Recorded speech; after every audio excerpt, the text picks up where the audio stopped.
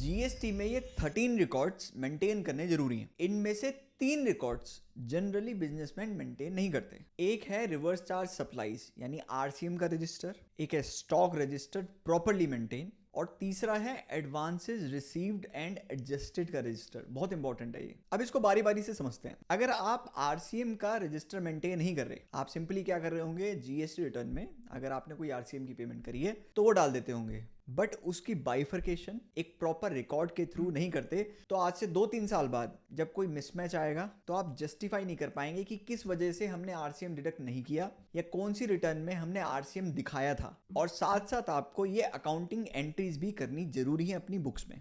दूसरा है proper stock register maintain नहीं होता। अगर आप मैन्युफैक्चरर हैं तो स्टॉक ट्रांसफर करने की एंट्री आनी चाहिए, या कोई मिसमैच आ रहा है तो उसका जस्टिफिकेशन क्या है, क्या वो वेस्टेज है, लॉस है, फ्री सैंपल है, कुछ भी हो उसकी नोटिंग आपके पास होनी चाहिए। वरना कोई इंस्पेक्शन करने आता है और जस्टिफाई नहीं कर पाए तो ये माना जाएगा कि आपने सेल कर दिया और जीएसटी पे नहीं किया है। तीसरा है एडवांस रजिस्टर। मोस्टली लोग ये मेंटेन नहीं करते। इससे ट्रैक नहीं हो पाता कि किन किन लोगों का एडवांस आया है और अभी तक एडजस्ट नहीं हुआ। जैसे जीएसटी ऑफिसर आएगा, वो बैंक की क्रेडिट एंट्री देखेगा, वो आपसे पूछेगा कि इस क्रेडिट एंट्री के अगेंस्ट आपने टैक्स दिया या नहीं दिया। आपने जिनके बिल काट दिए होंगे वो तो आप बोल देंगे कि हाँ ये हमने दिखा दिया, और जिनके आपने बिल नहीं काटे और वो एडवांस हुआ तो आपने कोई रजिस्टर तो मेंटेन किया नहीं है। तो जीएसटी ऑफिसर मानेगा कि आपने पेमेंट तो रिसीव कर ली है बट अभी तक जीएसटी रिटर्न में उसको दिखाया नहीं है। ये 3 रजिस्टर आपको मेंटेन करने चाहिए अगर आप फ्यूचर की कॉम्प्लिकेशन से बचना चाहते हैं। अब आप में से कमेंट करके बताओ कि कौन कौन करता है।